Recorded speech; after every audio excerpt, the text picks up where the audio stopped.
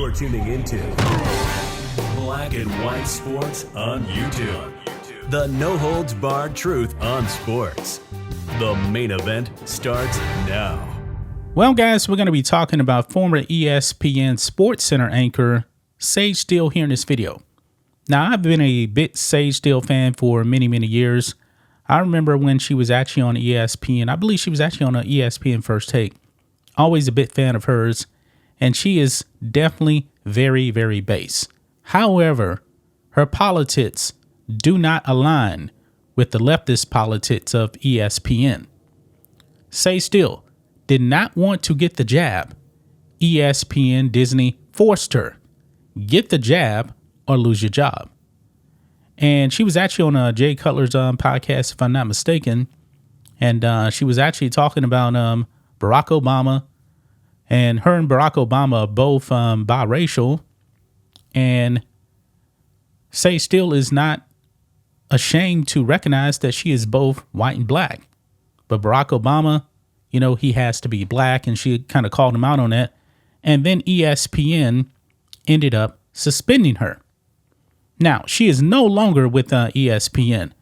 But before she ended up leaving the company, she was pretty vocal about she did not support, transgenders, men identifying as women, going over into women's sports and dominating the competition. She became quite vocal about that. Now, she has a lengthy interview with Riley Gaines of Outkick on Gaines for Girls podcast. And I do recommend you guys actually go and watch it. It's like 37 minutes long.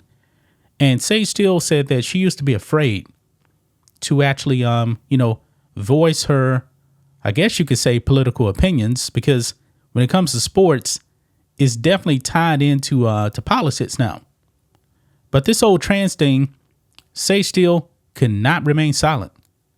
She had to be vocal about it. And we know that Sage Steele is not a fan about transgenders identifying as women going in and dominating women.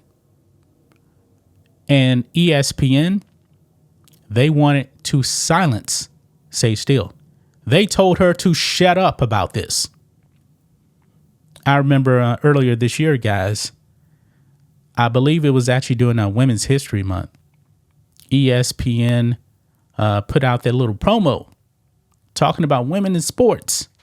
However, they had Leah Thomas, Will Thomas, a biological male, in that promo. It was absolutely disgusting. And Sage Steele did drop on the Riley Gaines podcast that ESPN told her to shut up. Here we go. Look at this, guys. This is on Outkick right here. ESPN delivers no comment on ex-employee Sage Steele's claim that she was censored for her support of Riley Gaines. And that's just a small portion. Actually, this is the whole interview right there with Sage Steele right there. Riley Gaines talked about how much she looked up to Sage Steele. Sage Steele, very, very lovely woman right there. But let's go ahead and get into this. ESPN, the worldwide leader in sports, was accused of attempting to censor ex-employee Sage Steele after the former on-screen talent voiced opinions that irked people at the outlet and supposedly went against company governance. Steele appeared recently on Outkick's Gaines for Girls and relayed how ESPN requested she stop tweeting her support for Riley Gaines, while ESPN and Disney voiced adamant support for the trans community and athletes like Leah/Will Thomas. And this whole entire year, man, ESPN has refused to actually, acknowledge the existence of Riley Gaines.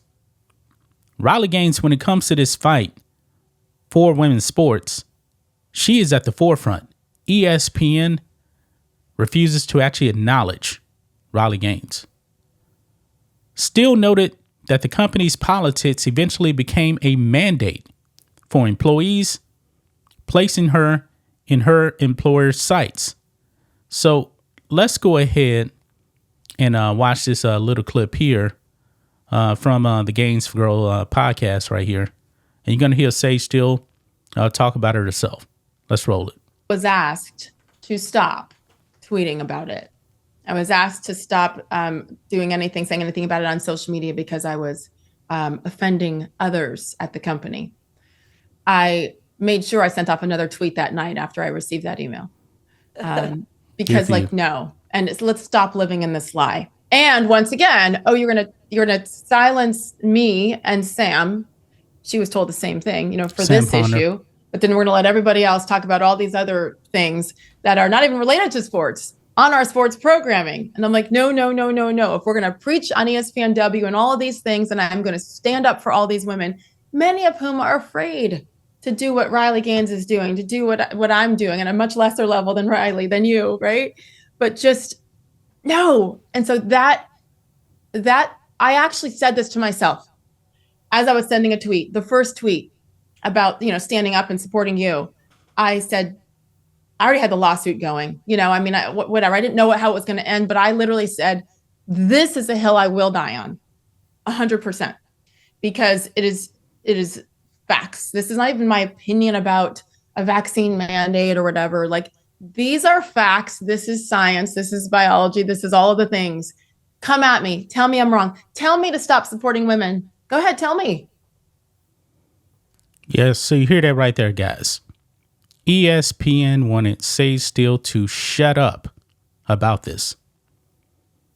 This is a very, very important, subject that ESPN actually should have been talking about. But their politics, blinded them. They said, no, we're actually going to silence a woman in Sage Steele, and we're going to elevate a man identifying as a woman. Seems pretty misogynist to me, right? Definitely does. But look at this down here, guys. It says that following Steele's claims of censorship on Games for Girls, Outkick reached out for a comment from ESPN, asking directly whether ESPN asked her to stop posting support for Riley Gaines. Vice President of Communications, Josh Kruitz, responded with a no comment. And when I hear that, guys, when I hear no comment, I'm thinking, yeah, we told her to shut up, but we're just not going to comment on it. Astonishing, man. Absolutely astonishing here that ESPN would censor their own employees that are actually fighting for women's sports. Sage Steele didn't have the right policies, so they told her to shut up. But I remember doing 2020, doing George Floyd, probably I believe days afterwards or something like that. The ESPN programming was not about sports. It was about George Floyd. It was about, quote unquote, systemic racism, right? All that other stuff. They were allowed to be vocal about that. But when it comes to, protecting women's sports from men, oh no, you must shut up on that. You must shut up. We support men identifying as women and dominating women. That's the way ESPN was thinking. Maybe ESPN was just so terrified they thought that the woke mob was going to cancel them. But guess what? The woke mob does not watch sports. They don't care. They don't care at all, man. But shout out to Sage Steele.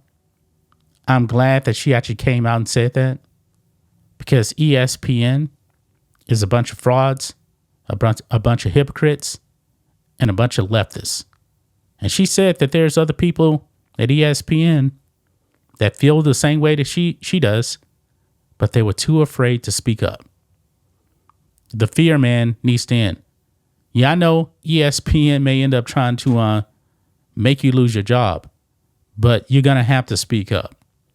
That's just my thoughts on this. What do you guys think of this?